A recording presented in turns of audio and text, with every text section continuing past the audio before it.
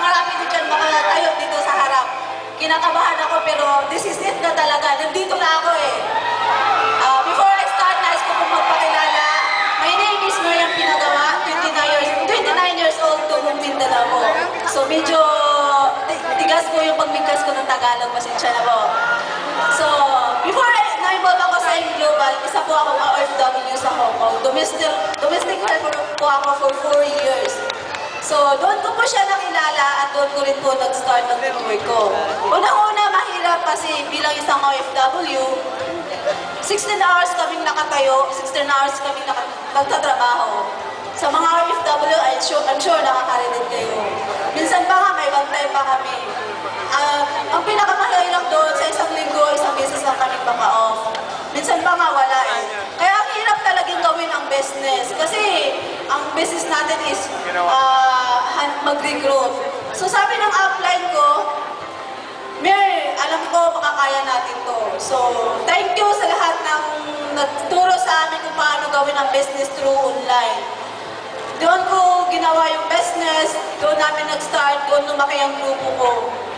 After 10 months po na ginawa ko yung AIM Global part-time, nakapag-for good po ako dito sa Pilipinas. So after 10 months po, 3 months after, nakapag-invest po ako ng sarili kong townhouse. Dito po sa Akainta. Then sabay po noon, nakapagpagawa po ako ng bahay namin sa probinsya.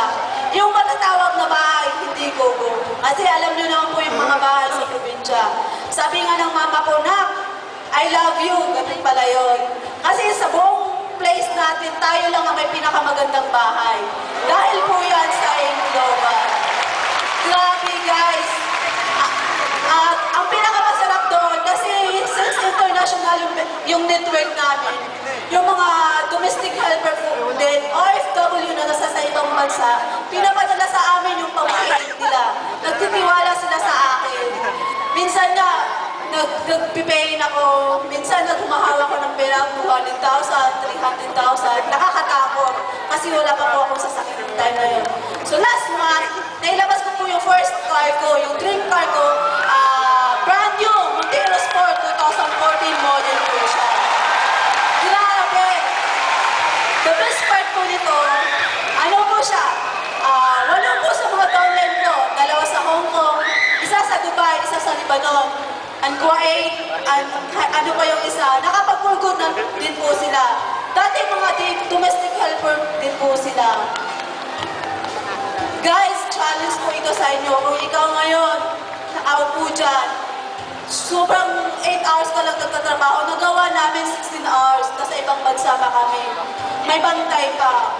Kung nagawa ng mga OFW na partners ko, I'm sure magagawa din ninyo. Mas masarap gawin ang business na to kapag may pangarap ka. Dati pangarap ko lang, kahit mag 100,000 per month ako. Ngayon, dinoble ng AIM Global. Sa lahat-lahat ng uplines ko, sa ulo ng Alliance Unicorn International, ang Brian Tumada, isang pangayon up, thank you so much sa walang sawang pagsuporta at pag-guide sa akin. Kay upline Norito Amel Jr., May Buksin, Fatima Balin, salamat po ng marami dahil na-share ninyo kung paano ang gagawin yung business na ito through online.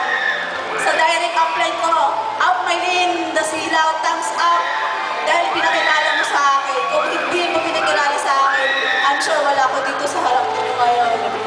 To the board of directors, Sir Adok Ed, thank you so much. Sir John, Sir Francis, salamat. Dahil kung wala ang AIM Global, hindi mababago. 260 degrees yung buhay ng pamilya ko. Sa lahat ng partners ko, maraming salamat. Good morning!